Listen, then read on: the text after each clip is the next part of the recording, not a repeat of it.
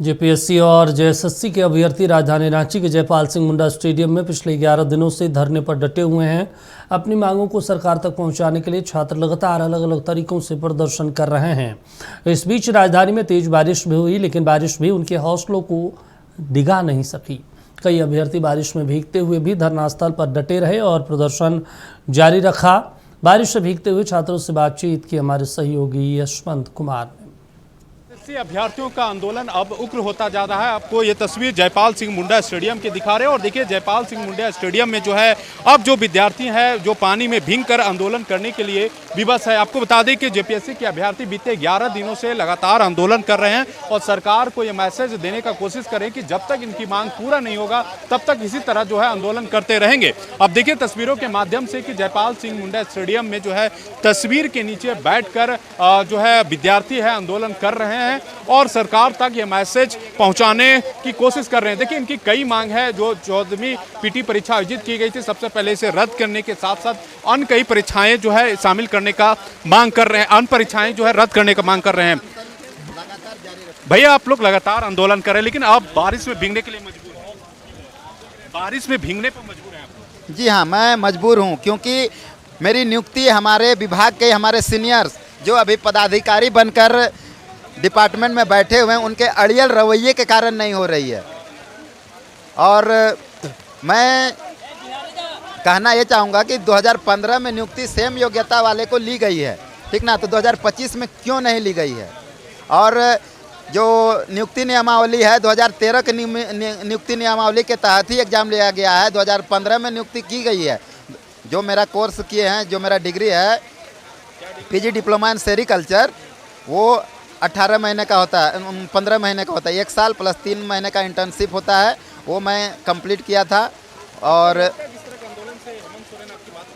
मैं कोशिश कर रहा हूँ, कोशिश करने में क्या जाता है, मर तो नहीं गया हूँ, अभी ज़िंदा हूँ और मैं जब तक ज़िंदा हूँ तब तक यह अनशन जारी रहेगा। एक बार पूरी मांग को बताएं एक बार फिर से, क्या मांग? उद्योग विभाग में एक हस्तशिल्प, हस्तकरघा और रेशम निदेशालय है जहाँ की नियुक्ति निकली थी 268 पदों के लिए कीटपालक की, जिसके लिए हम लोग अभ्यर्थी थे।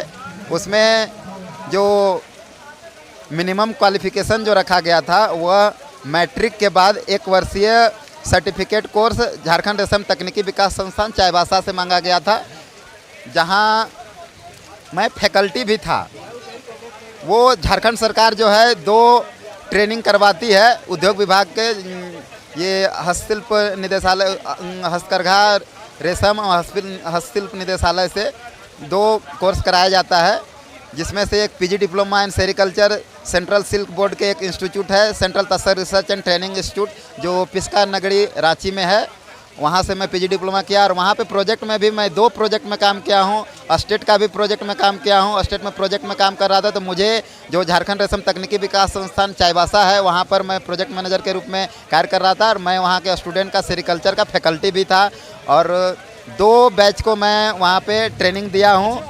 बात हुई तो मेरे आंदोलन को लेकर कल्पना सोरेन से उन्होंने कहा कि मुख्यमंत्री हेमंत सोरेन पूरे मामले पर संवेदनशील है, तुरंत फैसला ले सकते हैं। संवेदनशील है तो यहाँ आके बोले ना, उनको क्या डर लग रहा है? आज उनका उनके पिताश्री दिसोम गुरु शिबू सोरेन का आज पुण्यतिथि है और आज वो घोषणा करें कि वो जेपीएससी और जेएसएससी में जो धांधली हुई है उसका सीबीआई और ईडी की, सीबीआई या तो ईडी से जांच कराने का वो घोषणा करें, तभी ये आमरण अनशन जो है ये हम तोड़ूंगा, नहीं तो ये लगातार जारी रहेगा। और मेरा नियुक्ति जरूरी है क्योंकि मेरा डीबी भी हो चुका है, मैं क्वालिफाइड भी हूँ। वो 10th पास के जरिए कीटनाशक का बहाली आया था, वो जेएसएससी के द्वारा प्रतिनिधित्व किया गया था। अब भैया का क्वालिफिकेशन ज़्यादा है तो इसमें क्या दिक्कत है? कोई 10वीं लेवल का 10वीं लेवल का फॉर्म भरे थे, उनकी योग्यता है और इस योग्यता के आधार पर 2015 में भी नियुक्ति हो चुकी है और 2025 के जो नियुक्ति में है इस प्रकार से प्रक्रिया कर दी है और अभी तक उसकी नियुक्ति भी नहीं दी है। भैया कोर्ट प्रक्रिया में भी गए हैं और कोर्ट प्रक्रिया में भी लंबा प्रोसेस चल रही है। जेपीएससी के अभ्यर्थी जो है अपनी मांगों को लेकर एक बार जो है बारिश में भीगने पर मजबूर है, लगातार प्रदर्शन कर रहे हैं, अलग अलग तरीके से प्रदर्शन किया जा रहा है। ये तस्वीर आपको हम जयपाल सिंह मुंडा स्टेडियम की दिखा रहे हैं जहां पे जेपीएससी और जेएसएससी के अभ्यर्थी बड़ी संख्या में धरना प्रदर्शन कर रहे हैं। फिलहाल इस क्रम में जाती अपने सहयोगी विशाल के साथ यशवंत कुमार, नक्षत्र न्यूज, रांची। चलिए राजेश हमारे साथ जुड़े हैं। राजेश, क्या स्थिति है? 11वें दिन भी आंदोलन, सरकार ने कहा है कि हम इस पर मंथन कर रहे हैं, विचार कर रहे हैं। छात्रों की उम्मीद जगी है अब इस बयान के बाद? उम्मीद जगी है, लेकिन आंदोलन ये बृहद पैमाने पे अब एक बड़ा रूप बदलते जा रहा है। राजधानी रांची के अल्बर्ट एक्का चौक पे हजारों की संख्या में थोड़ी देर पहले अभी सभी छात्र पहुंचे थे। कई जो छात्र संगठन है वो लोग इन पूरे आंदोलन को बल देने का काम कर रहे हैं। आगे 7 तारीख को आयशा की जो टीम है वो विधानसभा घेराव करने की घोषणा की है। दिल्ली के जंतर मंतर पे जो नेहा बोरा आमरण अनशन में थी वो राजधानी रांची पहुंचेगी। 7 तारीख को विधानसभा घेराव होगा। फिलहाल हमारे साथ उसी आंदोलन के जो छात्र छात्राएं हैं वो लोग भी सर अल्बर्ट एक्का चौक पे मौजूद हैं। अब तो मुख्यमंत्री जी ने घोषणा भी आज किया है कि हमारी आँख कान खुली हुई है, हम लोग इसको संज्ञान में लेंगे। देखिए, संज्ञान में मुख्यमंत्री जी हर बार ले रहे हैं। हर बार धांधली हो रहा है, हर बार परीक्षा लीक, पेपर लीक हो रहा है, हर बार जो परीक्षाएं हो रही है भ्रष्टाचार का शिकार हो जा रही है।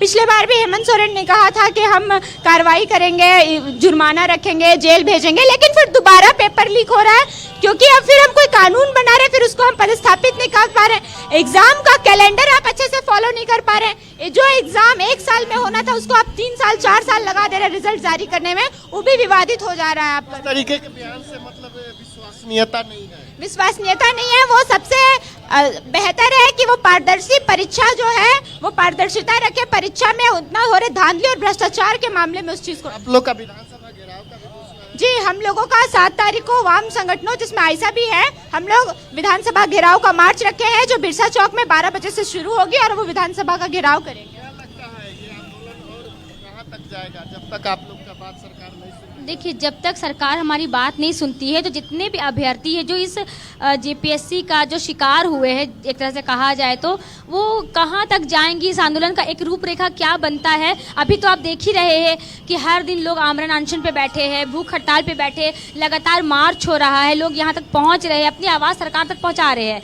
तो देखा जाए तो हेमंत सोरेन को अब चाहिए कि राज्य का मुख्य होने के नाते कि अब इस पर विराम लगाया जाए और उनका एक जो प्रॉब्लम्स उसको सॉल्व किया जाए। ये छात्रों का जो मांग है कम से कम सरकार इसको गंभीर रूप से ध्यान दे। आप लोग अब तो 11 दिन आंदोलन पे चले गए, अब तक सरकार पूरी गंभीरता इसको नहीं दिखा रही। देखिए, वहीं तो सबसे ज़्यादा बड़ी बात है कि आप यहाँ से लगभग में 1 किलोमीटर के अंदर में आप रहते हैं और अपने डेलीगेट से लेके अपना खुद नहीं ऐसा कोई संवाद स्थापित करने का कोई भी जरिया नहीं बयान दे रहे हैं। सिर्फ यह कह रहे हैं कि हम समय आने पर बताएंगे। आज का बयान एक सुन रहे थे कि वो कह रहे हैं कि हम समय आने पर बताएंगे। आपका समय कब आएगा? आप लगभग में 6 सालों से है जिसके कारण हम लोग पिछले सरकार को हटा के आपको लाए, लेकिन वहीं आप गलती दोहराइए मत। यहाँ के सब्र का चले, ठीक है राजेश, आप बातचीत करिए, हम दूसरी खबरों पर भी जाएंगे बातचीत सुनाने के लिए। और